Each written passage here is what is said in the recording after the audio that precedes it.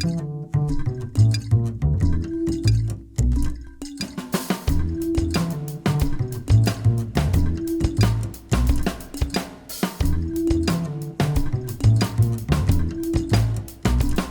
back to the Ripewave audio community, where we explore together all types of home audio systems from hi-fi to home theater. My name is John, and for this video we will continue our top AV processor separates between $5,000 and $10,000 series, which support immersive audio formats for at least 12 channels. For part 2, we are focusing on the DACS, which these processors use. If you missed part 1, where we outline the main criteria for channels, format support, and room calibration, I have provided the links for your convenience in the description. The list of processors we are examining is a filtered down set from 160 models, 27 brands from the Ripewave audio database. By setting the criteria for models which are still actively promoted on their brand websites, between $5,000 and $10,000 immersive, processor separates, non-receivers, the pool of candidates dropped to 9 models from 7 brands: Acurus, Anthem, AudioControl, JBL Synthesis, Lygndorf, McIntosh, and NAD. With the focus of part 1 on the number of channels, formats, and supported room calibration software, the Anthem AVM90 came out as the first round pick. While a few errors were noted by the community, that pick remains the same after those updates were made to the slides. Here are the corrections we made to our slides and database since the last posting. The design of the AC4 is unique, as Acurus has made the hardware upgradable in a manner that is not common in the processor market. When the original AC4 was announced in 2015, it had only 16 channels, and Part 1 reflected the date and the pricing associated with that 16-channel configuration. When the AC4 was revised in 2018 to include 20 channels of processing, many reports listed it with the original sub-$10,000 price when announcing. We have learned that the current pricing of $12,999 reflects the increased capability of the AC4, or AC420 as it is internally referred to at Acurus. While the pricing changed to align with the move to 20 channels makes sense to us, it does push the AC4 outside the criteria for this series. We can pick that model up again when we address the next tier of processors. One last note on the AC4. When Acurus added 4 channels to the AC4, they made it possible to upgrade existing AC4 16s to match the capability of the AC420. Furthermore, that upgrade recertifies the product and resets the already respectable 5-year warranty. The Acurus Muse remains within our list of $5,000 to $10,000 AV processors, but we now have the current price of $6,499 indicated, along with the corrected 2019 release date. We have also started to hear reports that the aspect calibration system is of high quality and may meet or exceed the capabilities and results possible with Dirac and Arc Genesis. More analysis is needed to really know. As the Acurus products are only sold through a custom integration channel, Aspect is priced separately with the turnkey dealer in mind. While we won't update the table until it is released, we understand that DTS-X Pro and IMAX Enhanced support for the Acurus is only pending final certification and will be offered as a software upgrade for both models once those certifications are awarded. The next correction was entirely my fault. I had crossed the McIntosh processor data from the MX160-170 models with that of the MX123. Now I have the corrected row of data from the Ripewave audio database copied into the slides. This update reveals that the MX123 is the only processor in this grouping to support all the major immersive formats: Dolby Atmos, DTS:X, DTS:X Pro, and Auro-3d. Referring to the correct database row now also results in changing the room calibration to Odyssey. In our AV processor series under $5,000, we provided an overview of DAC and DAC features, which we won't repeat here, but we'll provide a link in the description if you want to review. I will simply restate that there is great debate over at what point DAC improvements such as bit depth and sampling rates are audible. Furthermore, the DAC alone does not dictate the final output specifications, which are influenced by the full signal path, including the power supply and output stage. At this point, we have been able to confirm the DAC used by each model except for the NAD M17 V2i and the Lygndorf MP40. Perhaps we will get some insight through the community discussions in the comments. What we do know about the NAD M17 V2i is it has a dedicated DAC for each channel.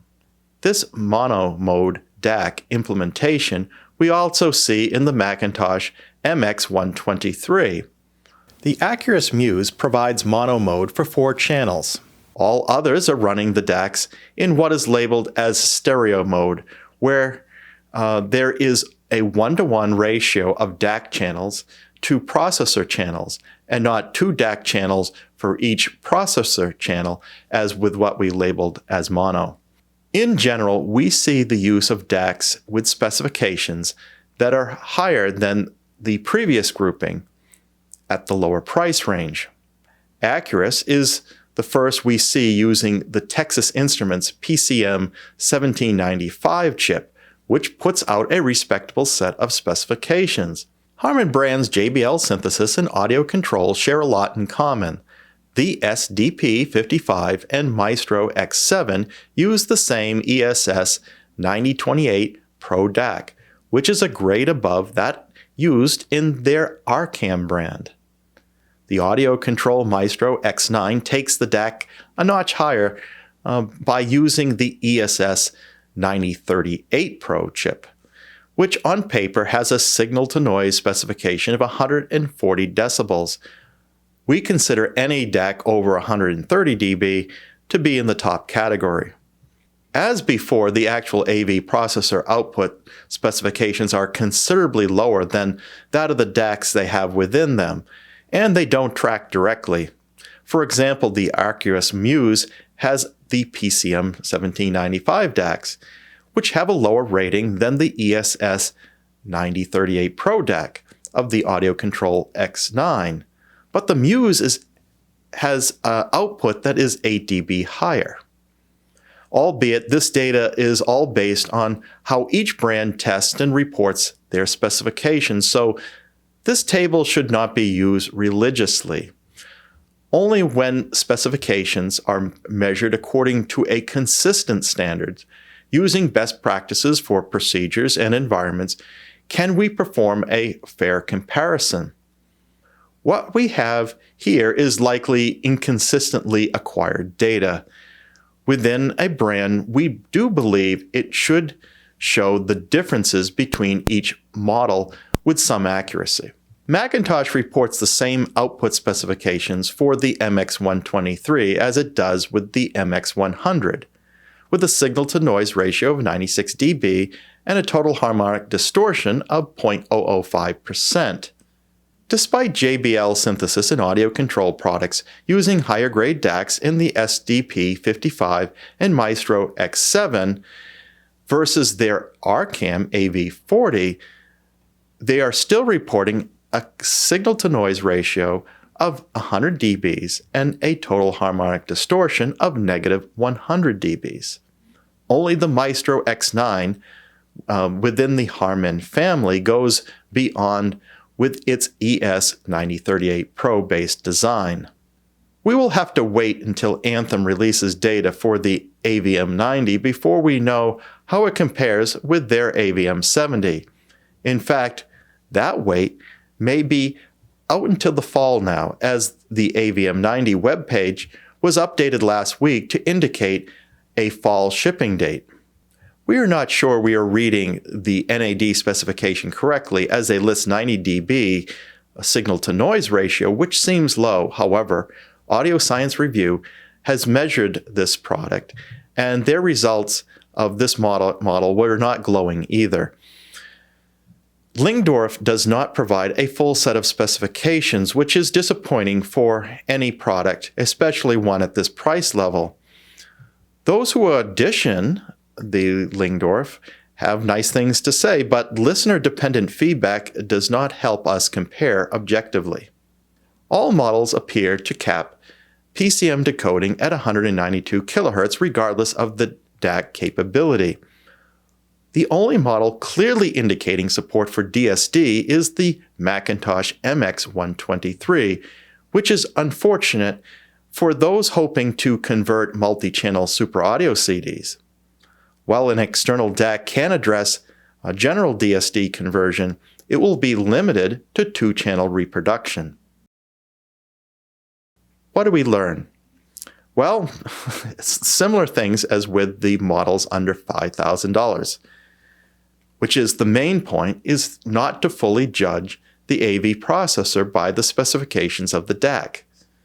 The best guidance we can provide is to know which formats you will want to support and know which models will support before you buy. If you want multi-channel DSD support, which includes support for SACD decoding, then you will be limited to the McIntosh MX123 model or dropping down to the sub-$5,000 products. If you want to decode higher than 192 kHz files, nothing at this price point can handle it internally. You will need to add an external DAC for higher resolutions or consider the $2,700 Yamaha CX A5200. For Ripewave Audio, we like multi-channel DSD, Super Audio CD, despite its limited content. However, we don't feel the need to go beyond 192 kHz PCM or DSD 128. It is interesting to see that while NAD and McIntosh models promote the use of differential designs, something we only saw in Emotiva below $5,000, we are not seeing the same level of performance with these similarly designed but higher priced models. Our selection for Part 2 goes to the Acurus Muse with its higher signal-to-noise ratio of 110 decibels. While we would like the DSD support, which McIntosh indicates in their manual, the MX123 was too low on the output signal-to-noise scale, despite having dedicated per-channel DACs for us to make that trade-off. If you are in the market for an AV processor, do you also look at a DAC as part of your decision process? Please indicate in the comments section, will a fully differential processor make a noticeable difference? Or are we placing too high a value on that feature? Can any of these specifications as provided by the manufacturer aid in our selection process, or do we really need independent test results? That feedback would be useful to the Ripewave Audio community. Furthermore, if you enjoyed this video and are interested in enhancing your audio experience, please like and subscribe to this Ripewave Audio community and be sure to select the bell icon so you'll be notified as soon as the next video is posted. Until then, keep evolving your audio experience.